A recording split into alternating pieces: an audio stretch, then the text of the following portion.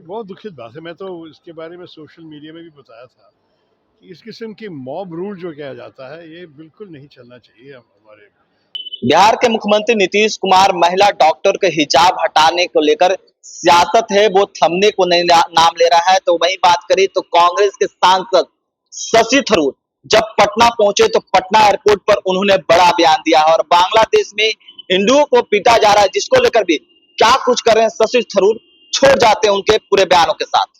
ये बहुत दुखित बात है। मैं तो इसके बारे में सोशल मीडिया में भी बताया था कि इस किस्म की मॉब रूल जो किया जाता है ये बिल्कुल नहीं चलना चाहिए हमारे पड़ोस देश में। और ये भी है कि हमारी स्थायी कमेटी जो है संसद में, पार्लियामेंट्री स्टैंडिंग कमेटी विदेश कार्य कर, हम लोग भी बोले थे कि हमको अच्छे रिश्ता चाहिए बांग्लादेश के साथ।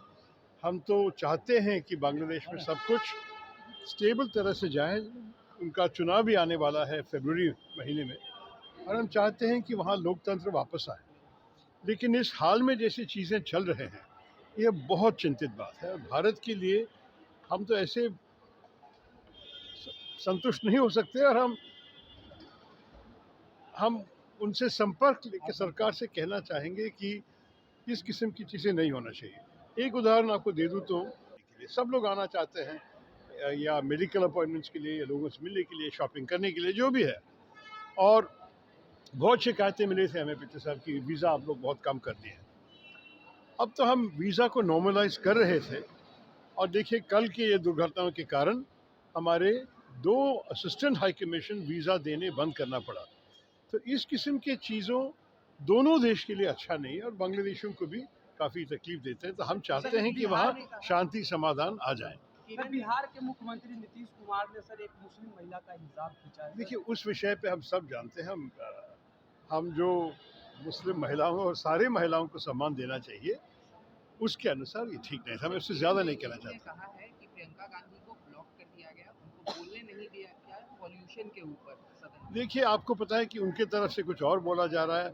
मैं तो ये नेतृत्व के चर्चे में तो भाग नहीं ले सकता हूँ, इससे मैं नहीं बोल सकता हूँ कि के बारे में बोलना चाहता था, क्योंकि मैं 10 साल से अभी दिल्ली में एक राउंड टेबल चला रहा हूँ वायु पोल्यूशन के बारे में। और हम लोग एमपी लोग को बुलाए थे, पब्लिक हेल्थ एक्सपर्ट्स को बुलाए थे, डॉक्टर लोग को बुलाए थे और मंत्रियों भी आए कि इस विषय पे कुछ करनी चाहिए और कुछ नहीं, मतलब क्लियर एक्शनेबल पॉलिसी चाहिए था हमें। तो मैं भी बोलने के लिए तैयार था, सुनने के लिए भी तैयार था।